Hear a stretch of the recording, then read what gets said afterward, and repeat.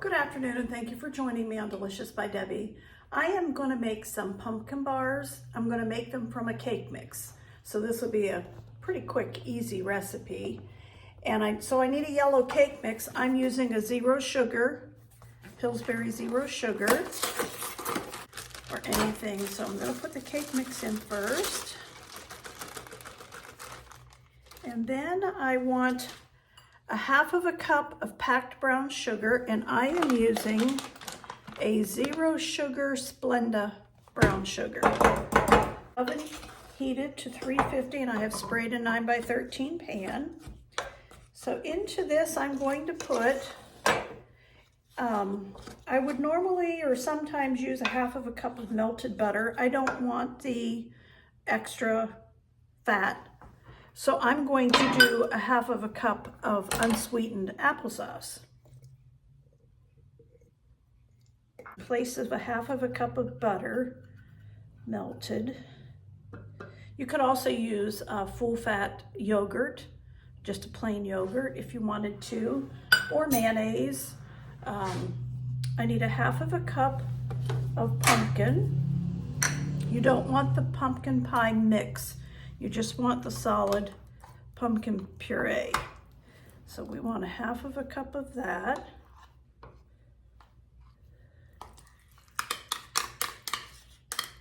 And I want 2 eggs. 2 tablespoons of water.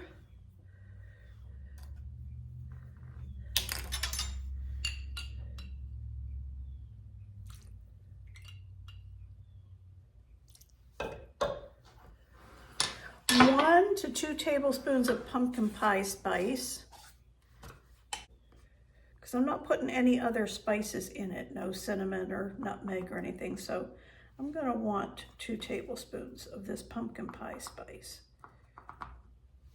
A teaspoon of vanilla.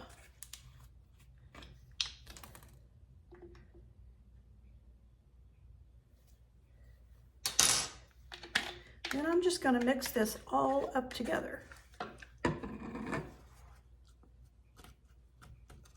Break up those eggs so they get mixed in good.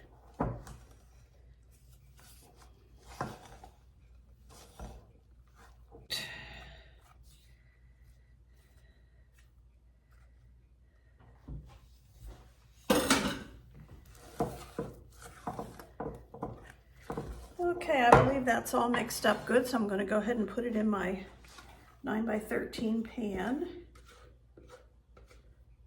I'm going to put this in a 350-degree oven for 25 to 30 minutes. I'll check it at about 27 minutes and see. I will use a tester in the middle to make sure it comes out clean, and I'll show you when it's all done. There it is. Pumpkin bars are done, and they're cool enough that I'm going to put some of this whipped cream cheese topping on them.